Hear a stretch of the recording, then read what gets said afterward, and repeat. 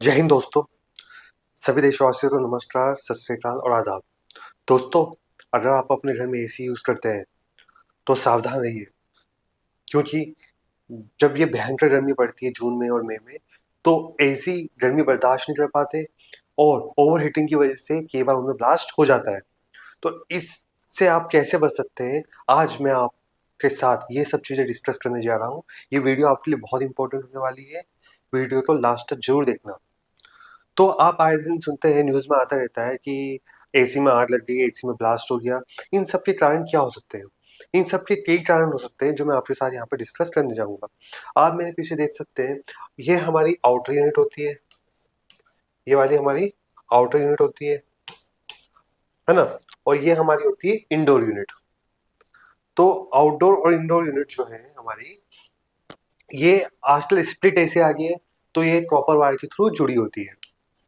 So basically अब ज़्यादातर जो ब्लास्ट होने के चांसेस है वो इस यूनिट में होते हैं क्योंकि सारा तामझाम सारी मशीन इसी में ही होती है ना? कंप्रेसर सब इसी में होता है।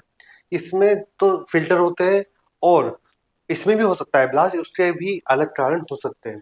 तो डिस्कस करते हैं कि क्या कारण हो सकते हैं कि एसी में आग लग जाए या ब्लास्ट हो जाए। पहला कारण ये है, हम जब एसी लगाते हैं तो जब नया लगता है तो कंपनी से आता है बंदा, वो एसी लगा के चला जाता है, तो उन्हें काफ़ी एक्सपीरियंस भी होता है और प्रैक्टिस भी होती है। बट जब हम दोबारा रीइंस्टॉल कराते हैं एसी, तो हम किसी को भी आस पड़ोस से किसी भी इलेक्ट्रिशियन को बोलते हैं आप एसी लगा दो, और वो आके लगा जाता है। अब उसमें ये दिक्कत आती है कि जो वो एसी वाला आया है, जो टेक्नीशियन आया है, उसे उस चीज़ का अनुभव नहीं होता क्योंकि हर कंपनी का अपना एक स्टैंडर्ड होता है। हर कंपनी में एक अलग गैस फिल की जाती है और उनके अपने पैरामीटर्स होते हैं, तो उसे नहीं पता होता, नॉर्मली लगा के जाता है। तो प्रॉपर इंस्टॉलेशन ना होने की वजह से भी एसी में दिक्कत आ सकती है। सो पहला है हमारा, ensure the area around the AC unit is clear obstruction specially for outdoor units. अब कैसे लगाते हैं कि ये लोग, ये है कोई दीवार है उनकी और यहाँ पे एसी यूनिट लगा देंगे और उसका फैन इधर होगा। अब फैन इधर की तरफ कर देंगे, दीवार की तरफ, तो फैन इधर गर्म हवा फेंकेगा, वो टकरा कर वापस एसी में आएगी, जिसकी वजह से एसी ओवरहीट हो जाता है और उसमें ब्लास्ट होने के चांसेस काफी ज्यादा है। क्लियर फिल्टर्स, तो समय समय पे फिल्टर क्लियर करना चाहिए क्योंकि अगर फिल्टर में डस्ट पार्टिकल जम जाएंगे तो उसमें से प्रॉपरली एयर नहीं जा पाएगी, और जब प्रॉपरली एयर नहीं जाएगी तो जो आउटर यूनिट है एसी की, वो और ज़्यादा फोर्स लगाएगी, और ज़्यादा हीटअप होगी, जिसकी वजह से भी वो ओवरहीट के कारण उसमें आग लग सकती है, ब्लास्ट हो सकता है। और बहुत इंपॉर्टेंट चीज़ है, कई बार हमारे जो एसी की कॉर्ड्स होती है, वायर्स होती है, वो छोटी पड़ जाती है, तो हम क्या करते हैं, कोई लोकल वायर ले आएंगे या घर में जो पड़ी होगी उसे उससे ज्वाइन करके और सॉकेट में लगा देंगे। उससे भी शॉर्ट सर्किट के चांसेस बढ़ जाते हैं और एसी में आग लगने के चांसेस भी बढ़ जाते हैं। Clear clear flammable material. अब फ्लेमेबल मटेरियल वो होता है जो जलता है।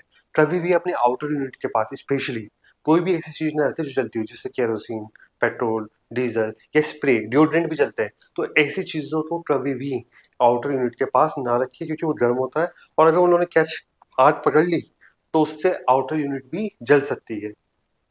रेगुलर मेंटेनेंस, एसी का हमेशा मेंटेनेंस करा के रखिए क्योंकि मेंटेनेंस में आउटर यूनिट और इनर यूनिट दोनों को चेक किया जाता है कि दोनों में दिक्कत तो नहीं है, उनके फिल्टर्स क्लीन किए जाते हैं, गैस रिफिल होती है और देखा जाता है कि उसकी परफॉर्मेंस क्या है। तो समय समय पे आपको उसकी रेगुलर मेंटेनेंस करानी चाहिए।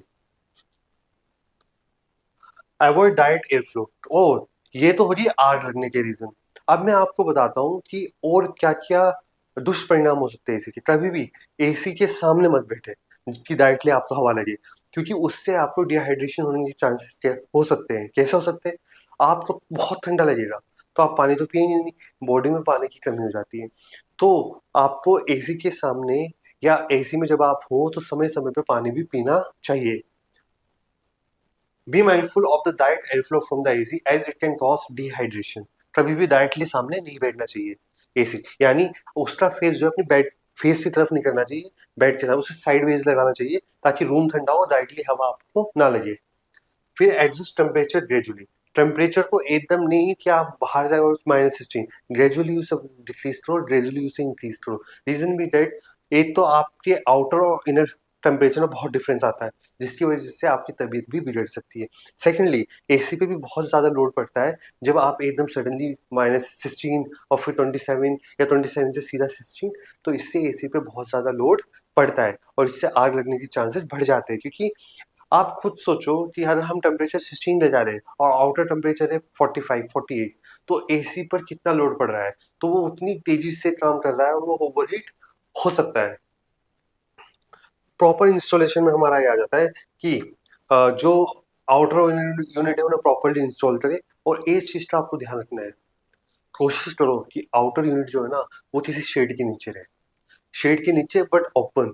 क्यों? क्योंकि डायरेक्ट सनलाइट में वो बहुत ज़्यादा गर्म हो जाती है, कुछ तो वो इलेक्ट्रिसिटी की वजह से गर्म हो रही है, उसके फैन चल रहे हैं, है ना? कुछ वो धूप की वजह से भी गर्म हो जाती है, तो ओवर हीटिंग की वजह से उसमें आग लगने के चांसेस काफ़ी ज़्यादा हो जाते हैं। टर्न ऑफ बिफोर क्लीनिंग, और हमेशा कभी भी एसी में आप काम करें, उससे रिपेयर करें, फिल्टर साफ करें, तो उसे प्रॉपरली डिस्कनेक्ट कर दें, ताकि शॉर्ट सर्किट की वजह से या किसी और रीजन की वजह से उसमें आग ना लग जाए।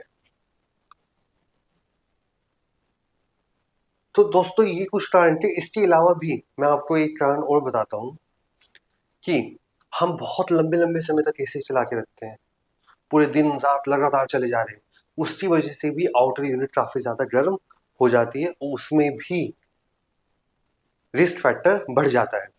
वन मोर थिंग, आपको एक चीज का ध्यान रखना है, कभी भी जब आप एसी रूम में बैठे हो और आप उसका टेम्परेचर काफी डाउन है, बाहर का टेम्परेचर काफी हाई है, तो बाहर जाने से पहले 10-15 मिनट पहले एसी के टेम्परेचर को बढ़ा दे, मतलब उसे 27-28 कर दे या एसी को बंद कर दे।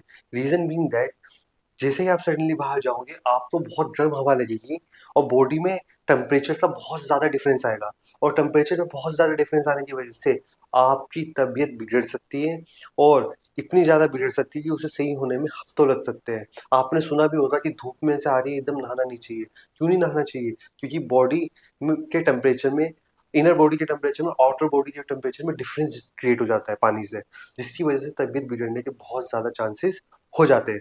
इन चीज़ों का आपको ख्याल रखना है, तो आपका एसी अच्छा चलेगा। और मेरी सबसे यही गुजारिश है कि एसी को कम से कम यूज़ किया जाए। कोशिश करें अपने घरों को ऐसे बनाएँ, इतना वेंटिलेटेड बनाएँ, ट्रेडिशनल तरीके से बनाएँ कि वो ठंडे रहे। आस-पास पेड़-पौधे अपने घर के आस-पास, और छत पर थोड़ा पानी का छिड़काव कर दें शाम को, ताकि छत ठंडी हो जाए। इन चीज़ों की वजह से भी आपका जो एसी का कंज़म्पशन है वो कम हो जाएगा, क्योंकि अगर आपका घर ठंडा होगा तो आपको एसी यूज़ करने की ज़रूरत नहीं है। तो दोस्तों, मेरी इन बातों का ख्याल रखिए और कोशिश कीजिए कि एसी को कम से कम यूज़ किया जाए, क्योंकि ये पर्यावरण के लिए भी सही नहीं है। इसमें से क्लोरोफ्लोरोकार्बन्स निकलती है, एक बहुत ही खतरनाक गैस है जो हमारे वायुमंडल में जाके ओज़ोन लेयर को डिप्लीट कर रही है, खत्म कर रही है, जिसकी वजह से अल्ट्रावायलेट रेज़ अर्थ पे आ रही है और हमें स्किन कैंसर जैसी बीमारियाँ हो रही हैं। यूरोपियन कंट्रीज़ में स्किन कैंसर काफ़ी बढ़ रहा है, क्योंकि आर्कटिक सर्कल के पास ओज़ोन लेयर में होल हो गया है, जिससे अल्ट्रावायलेट रेज़ काफ़ी ज़्यादा अर्थ पर आ रही है। तो हमें पर्यावरण को बचाना है, अपनी भी सेफ्टी है, कम से कम यूज़ करें। तो दोस्तों, आज की वीडियो में बस इतना ही। मिलता हूँ आपसे नेक्स्ट वीडियो में, और अगर आपने चैनल पे नए हैं और आपने चैनल को सब्सक्राइब नहीं किया है, तो प्लीज़ चैनल को सब्सक्राइब कर लीजिए।